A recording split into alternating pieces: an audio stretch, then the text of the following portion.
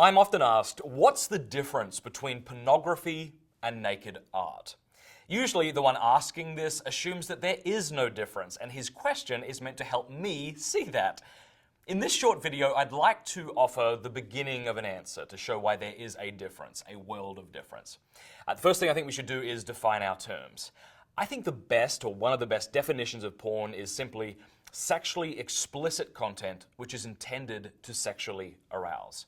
Now, if you agree with that, I think you'll see why naked art, for example, the nudes depicted in the Sistine Chapel, aren't pornographic. They aren't sexually explicit, or even if you thought that they were, they aren't intended to sexually arouse, right? And they don't have that effect.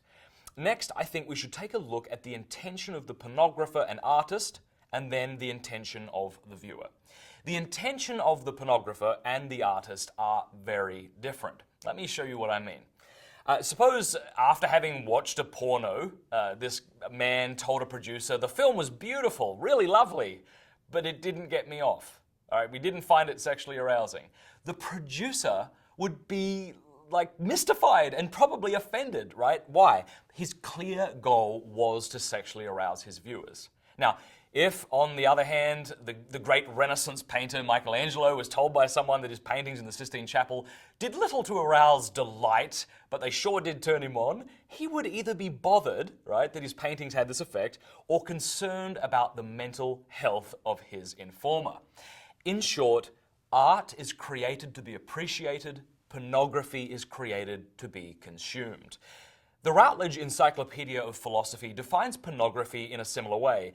It says it has no significant artistic aspect. That is to say, pornography makes no credible appeal to viewers to consider the mode and means of depiction, as opposed merely to what is depicted, right? So pornography, unlike art of any kind, is wholly transparent in both aim and effect. So, in other words, if a model posed for a nude painting one day and a porn photo shoot the next, even though they feature the same woman, the porn photos draw attention only to the what, a woman posed to seduce the viewer. But the nude painting draws attention to the how, right? The use of lighting, shading, shapes, and colors to celebrate the female form.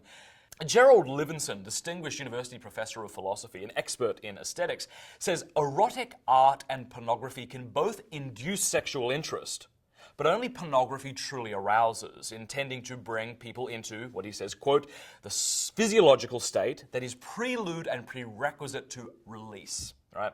In other words, the point of porn is masturbation. So naked art stops short of this because other features grab the audience's attention.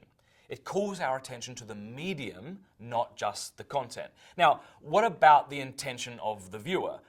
Now, many people can be turned on by content which is not intended to sexually arouse, right? But in those situations, while the content objectively isn't pornographic, it may in a sense become pornographic subjectively to the viewer. So if the viewer watches it in order to become sexually aroused, that would be an example of it. Now, a friend of mine, Jason Everett, has said, and I agree with him, that the goal is getting the intention of the artist and that of the viewer in sync, in harmony with one another, with the goodness and the dignity of the human person. Now, I want to just close with a quote from Dr. Michael Waldstein, a renowned scholar of St. John Paul II's teachings. He says this, quote, "Some images of the naked body push us to concupiscence, others do not.